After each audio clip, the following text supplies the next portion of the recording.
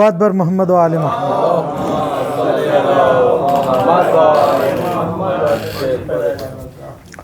اعوذ باللہ من الشیطان الرجیم، بسم اللہ الرحمن الرحیم، وبہ نستعین وہو خیر ناصر و معین۔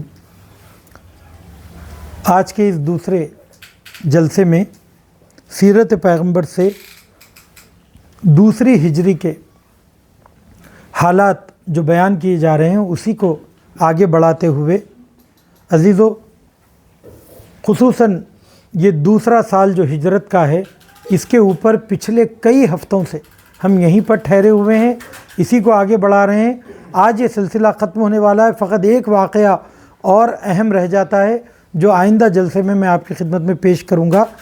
دوسری ہجری میں جو واقعات، اہم واقعات جو رونما ہوئے، ان میں سے ایک واقعہ تغییر قبلہ، کہ قبلہ کو تغییر کیا گیا، کہ بیت المقدس سے کعبے کی جانب رخ کو موڑا گیا، اور اسی مہینے میں، اسی سال میں ماہ مبارک رمضان کے روزے واجب ہوئے، اور اسی سال زکوٰۃ فطرہ واجب ہوئی، اور اسی سال کفار سے جہاد کا حکم آیا، اور اسی سال جنگ بدر اور غزوہ بنی قینقاع اور غزوہ سلیمان، اس طریقے کے کئی جنگیں اس دوسرے سال میں رونما ہوئی، کہ جس کی کچھ تفصیل، اور اسی سال جناب زہرا سلام اللہ علیہا اللہم صلی علی محمد اور امام علی علیہ السلام کی شادی ہوئی۔ تو یہ ساری باتیں اس دوسرے سال سے مربوط ہیں، اور اس چیز کو میں نے اس لیے تفصیل سے بیان کیا کہ جنگ کا وجوب اور جنگ کے آداب اور اسلام کے جنگی اصول اس لیے بیان کیے تاکہ آنے والی تمام جنگوں میں پھر کوئی سوال آپ کی طرف سے جہاد کے متعلق نہ رہے، اور ہم وہاں پر صرف اور صرف واقعات کو تیزی سے بیان کرتے چلے جائیں۔ تو جنگ بدر اگرچہ کہ ایک دن کی جنگ تھی، مدینہ منورہ کے باہر اور بدر نامی کنویں کے قریب یہ جنگ رونما ہوئی، لیکن اس کے اثرات اتنے گہرے تھے سیاسی اور سماجی اعتبار سے کہ اس کے بارے میں جتنا غور و فکر کیا جائے اور جس سے جتنی چاہے اس سے عبرت اور نصیحت لی جائے کم ہے۔ پچھلے ہفتے یہ بتایا گیا تھا کہ اس جنگ کے روحانی اور معنوی اسباب کیا ہیں، کہ مسلمان 313 افراد، 1000 افراد کے اوپر جو غالب آئے اور فتح و کامرانی ان کے نصیب میں آئی اور یہ جنگ جیت گئے، اس کے اسباب و عوامل کیا ہیں؟ تو اس کے بارے میں بات ہوئی تھی کہ کچھ روحانی عوامل ہے۔ ان روحانی عوامل میں سے ایک عامل یہ تھا کہ اللہ سبحانہ و تعالیٰ نے مسلمانوں سے وعدہ کیا تھا کہ میں تمہیں کامیابی سے ہمکنار کروں گا۔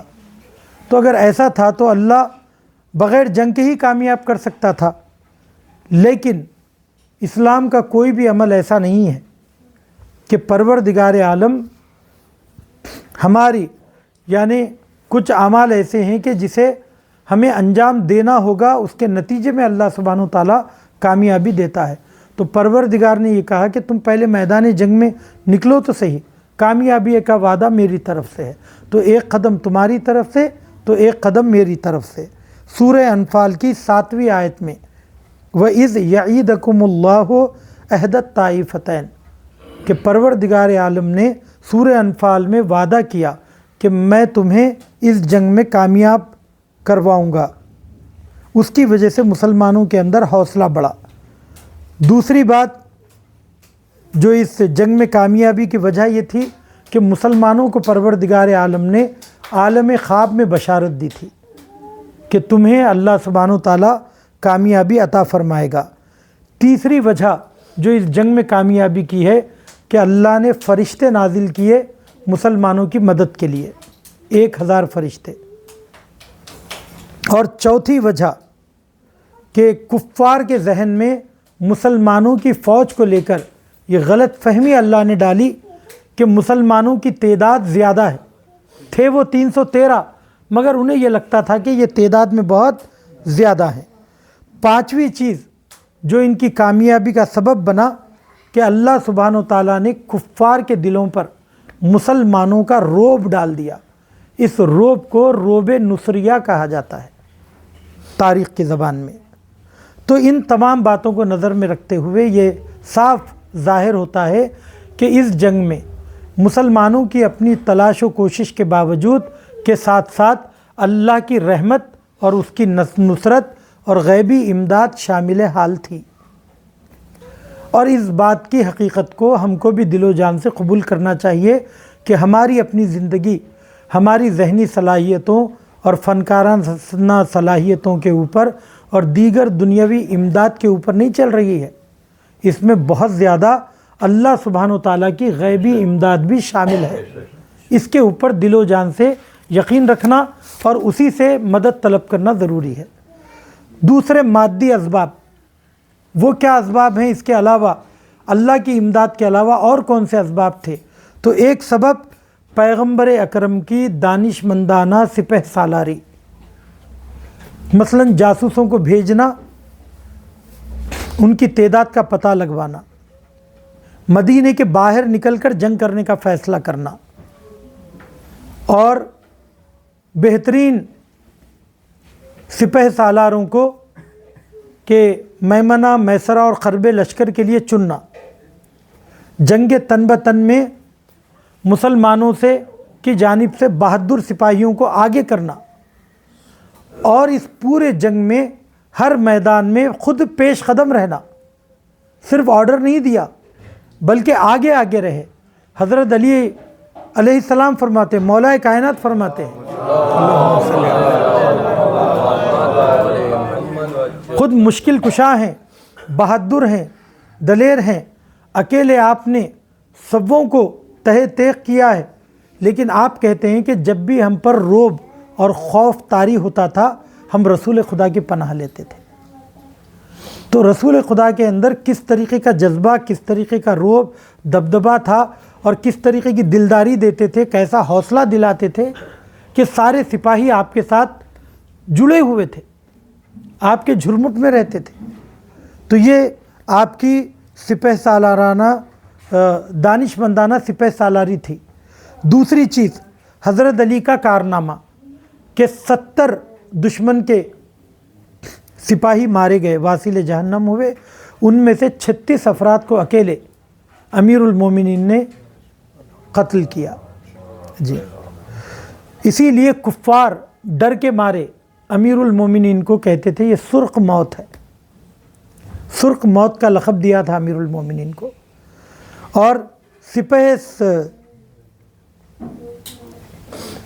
اور تیسری چیز، ایک طرف حضرت علی، دوسری طرف دوسرے مسلمان بھی تو ہے، کیسے کیسے صحابی اس میں موجود تھے، ان کی صبر و پائیداری اور ہمت نے مسلمانوں کو کامیاب کیا۔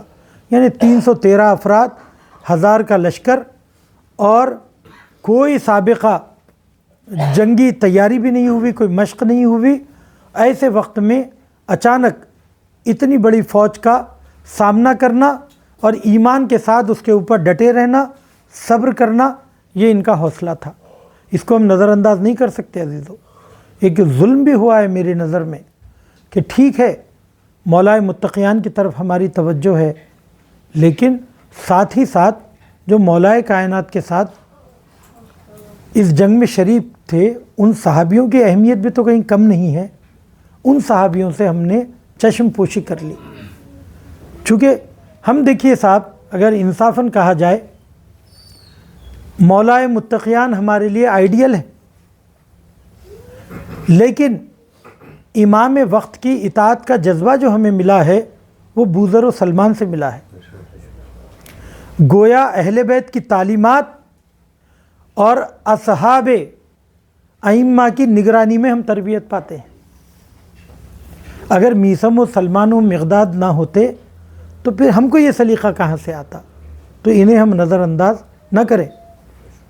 خود حضرت علی نے نہج البلاغہ میں جگہ جگہ اپنے ساتھیوں کی، صحابیوں کی تعریف کی ہے۔ جنگ بدر کے نتیجے کیا نکلے؟ ایک دن کی جنگ مگر نتائج کے اعتبار سے بے انتہا اہم۔ سب سے پہلی چیز جنگ بدر میں کے جو سیاسی اور سماجی اثرات رونما ہوئے ان میں سے چند میں آپ کی خدمت میں پیش کر رہا ہوں۔ یہ اسلام کے لیے ایک حیات بخش جنگ تھی، ایک تقدیر ساز جنگ تھی۔ دبے کچلے مسلمان جو پچھلے 13 سال سے مسلسل ظلم و زیادتی کا اور ہجرتوں کا شکار تھے، ان لوگوں کو بڑی مشکل سے مدینے میں ایک پناہ گاہ ملی۔ اس کے باوجود نہ ان کے تجارتی قافلے محفوظ تھے، نہ یہ لوگ سکون کے ساتھ اپنے دین پر عمل کر پا رہے تھے۔ آئے دن یہودیوں کا، کفار قریش کا کھٹکا لگا ہوا تھا۔ وہ بڑے بڑے قبیلے تھے، جنگجو مزاج لوگ تھے، تاجر پیشہ افراد تھے، تو ان کے پاس اسلحہ بھی تھا، مال و دولت بھی تھی، قدرت و طاقت بھی تھی۔ یہ مسلمان ڈرے ہوئے تھے۔ صحیح ہے کہ حضرت علی کا جذبہ رہا ہوگا، بلال کا جذبہ رہا ہوگا، عمار یاسر کا جذبہ رہا ہوگا، رسول خدا کی ہمت رہی ہوگی، مگر ان سب کے باوجود جو ظاہری اسباب نظر آتے ہیں ان سے انسان متاثر ہوتا ہے۔ جب دیکھتا ہے کہ طاقت ہمارے ساتھ نہیں ہے اور قبیلے ہمارے ساتھ نہیں ہیں، لوگ ہمارے ساتھ نہیں ہیں، ہمارے اپنے قریبی رشتہ دار ہم سے مخالف ہیں، تو ایسے وقت میں کون جرت کے ساتھ کسی بھی نظریے کا، کسی بھی موومنٹ کا، کسی بھی تحریک کا ساتھ دے سکتا ہے؟ نہیں دے سکتا، وہ بھی گھبرایا ہوا ہوتا ہے۔ ایسے وقت میں ایک ضرورت تھی مسلمانوں کو ایک بڑی فتح حاصل ہو جس سے ان کے حوصلے بلند ہو۔ ادھر کفار کیا چاہتے تھے؟ کفار کے لیے بھی یہ تقدیر ساز جنگ تھی۔ اگر کفار کامیاب ہو جاتے تو ان کے لیے بہت اچھی چیز یہ تھی کہ مسلمانوں کا سب سے پہلے تو صفایا ہو جاتا تھا، کہ مسلمانوں کو پھر ابھرنے کی ہمت نہیں ہوتی تھی۔ دوسرے، مدینے میں جن لوگوں نے، جن انصار نے ان مہاجرین کا ساتھ دیا، ان کے لیے سب سے بڑا درس عبرت ہوتا۔ اور اگر مدینے کا ایک بڑا علاقہ کفار سے ڈر جاتا تو پھر چھوٹے موٹے قبائل کبھی بھی سرور کائنات کا ساتھ نہ دے پاتے۔ تو یہ ان کے لیے بھی بہت تقدیر ساز یہ جنگ تھی۔ لیکن ہوا کیا؟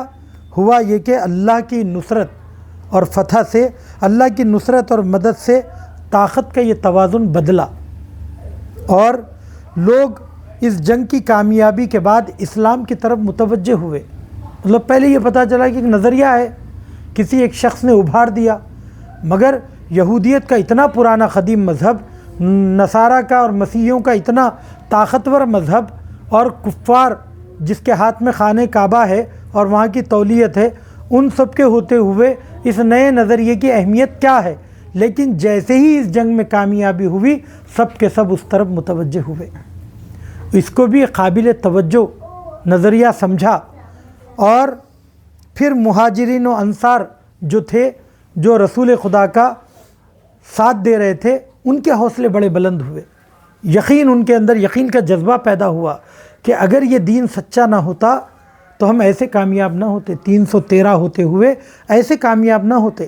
ہمارے صرف 14 افراد مارے گئے، اور اللہ کی جو مدد ہوئی ہے اس مدد کی وجہ سے اعتقاد اور ایمان میں مضبوطی پیدا ہوئی۔ جزیرۃ العرب میں مسلمانوں کو بھی ایک بڑی طاقت کے عنوان سے دیکھا جانے لگا۔ ابو لہب اور یہود و نصارہ کی، کفار کی بنیادیں ہل کے رہ گئیں کہ یہودیوں کو کیا تھا کہ سارا تجارت ان کے ہاتھ میں تھا، بڑے بڑے قلعے بنائے ہوئے تھے، بڑی طاقت تھی ان کی۔ آج بھی ویسے ہی وہ لوگ ابھر کر آئے ہیں دنیا کے سامنے، لیکن جیسے ہی یہ فتح حاصل ہوئی، ان کی بنیادیں ہل کر رہ گئی۔ ڈر کے ان کو مدینہ چھوڑ کر بھاگنا پڑا، معاہدے کر کے بھاگنا پڑا۔ اور ابو لہب جو سخت دشمن تھا، ایسا اس کے اوپر اس شکست کی وجہ سے غم طاری ہوا کہ جنگ بدر کے 10 دن کے بعد یہ مر گیا اور واصل جہنم ہوا۔ مسلمانوں کو اس جنگ میں بے تحاشا مال غنیمت ملا، جس کی وجہ سے ان کی اقتصادی اور مالی حالت بھی بہتر ہوئی۔ ٹھیک ہے عزیزوں، یہ ہے وہ جو جنگ کے مفید نتائج جو جنگ بدر سے ہمیں ملے۔ اس کے بعد ایک بڑا واقعہ بنی قینقاع کا ہے۔ یہ بھی قبیلہ مدینے میں آباد تھا۔ ان سے پیغمبر اکرم نے پہلی ہجری ہی میں معاہدہ کر لیا تھا کہ تم اپنے مذہب پر عمل کر کے رہ سکتے ہو، تمہیں جزیہ دینا ہوگا، اور اگر مدینے کے اوپر کوئی حملہ آور ہوگا تو ہم مشترکہ طور پر اس دشمن سے مقابلہ کریں گے۔ تو انہوں نے یہ سمجھا کہ اوس و خزرج جو آپس میں دشمن ہیں وہ رسول خدا کی اس برتری کو قبول نہیں کریں گے اور ان کے اندر پھوٹ پڑ جائے گی، اس وقت ہم داخل ہوں گے اور اپنا فائدہ اٹھائیں گے۔ لیکن جب رسول خدا نے اوس و خزرج کے درمیان اخوت باندھ دی اور دن بدن ابھرنے لگے تو ان کو رسول خدا کی ذات سے خطرہ محسوس ہوا، تو انہوں نے سازشیں کرنا شروع کی جیسے ان کی طبیعت ہے، جیسا ان کا مزاج ہے۔ تو انہوں نے کفار کو انکریج کرنے کی کوشش کی، ان کو پیسہ دینے کی کوشش کی، اور مسلمانوں میں ان لوگوں کو بہکانے کی کوشش کی جو بے ظاہر مسلمان تھے، بے باطن کافر تھے اور اپنے سابقہ مذہب سے جڑے ہوئے تھے۔ تو یہ ان کو اکساتے تھے مسلمانوں کے خلاف۔ رسول خدا نے کئی مرتبہ سمجھایا، جب وہ لوگ نہیں مانے تو تب رسول خدا نے ان کے قلعوں پر حملہ کیا۔ تقریباً 15 دن کی مسلسل جنگ کے بعد وہ لوگ ہتھیار انہوں نے ڈال دیا اور یہ کہا کہ آپ ہمارا مال غنیمت بھی لے لیجئے اور ہمیں بس زندہ چھوڑ دیجئے، تو ہم یہاں سے مدینے سے چلے جائیں گے۔ تو وہ لوگ مدینے سے نکل گئے۔ اسی طریقے کے کچھ چھوٹے موٹے قصے ہوئے، اور اس کے بعد جو بڑا واقعہ اس سال کا ہے وہ جناب فاطمہ زہرا اور حضرت علی ابن ابی طالب کی شادی، اللہم صلی علی محمد و آل محمد۔ اس مبارک شادی کے بارے میں اور اس کے بارے میں انشاءاللہ آئندہ ہفتے میں تفصیل سے گفتگو کروں گا۔ بہت بہت شکریہ، جزاک اللہ۔